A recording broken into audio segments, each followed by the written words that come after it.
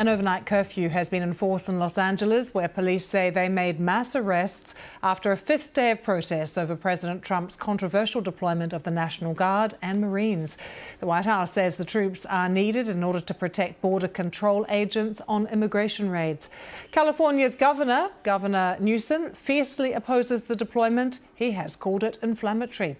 Here's some of what he's been saying. Donald Trump, without consulting California law enforcement leaders, commandeered 2,000 of our state's National Guard members to deploy on our streets, illegally and for no reason. This brazen abuse of power by a sitting president inflamed a combustible situation, putting our people, our officers, and even our National Guard at risk. That's when the downward spiral began. He doubled down on his dangerous National Guard deployment by fanning the flames even harder. The mayor of Los Angeles, Karen Bass, announced an overnight curfew in the city centre. The order affecting an area roughly 1 square mile in size in downtown LA. You can see it here on this map that was posted by the mayor's office. It will be enforced between 8 p.m. and 6 a.m. local time. That is less than an hour from now. Some people were granted exceptions: emergency, medical personnel, people who live and work there, and media as well with formal credentials. We have the latest pictures to show you as well from LA, where at least one group of protesters appear to be defying that curfew. They are moving through an area where police have not closed off the road.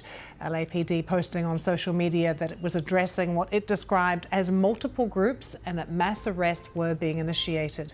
Footage too of several people being detained in the downtown area. Not clear if those arrests are for defying the curfew or failing to observe an earlier dispersal order from the scene of an unlawful assembly. For more details, here's Jared Hill in New York. Well, Lucy, we've seen these demonstrations happening in New York and Chicago, as well as parts of Texas, Washington, D.C., California, obviously multiple of those. Here in New York yesterday, there were hundreds of people, if not somewhere close to 1,000, who were protesting really in one particular part of the city. I think that that's one of the things that's important to keep in mind here with all of these protests that we're seeing, is that largely they are pretty isolated to specific parts of these cities. There were a couple of dozen arrests yesterday here in New York, mostly related to things like disorderly conduct. There is another protest scheduled for today here in New York as well. One of the big questions, obviously, is going to be how long does this last? How much do we continue to see these protests around this specific issue? There have obviously been constant protests ever since President Trump took office, and this is the latest powder keg.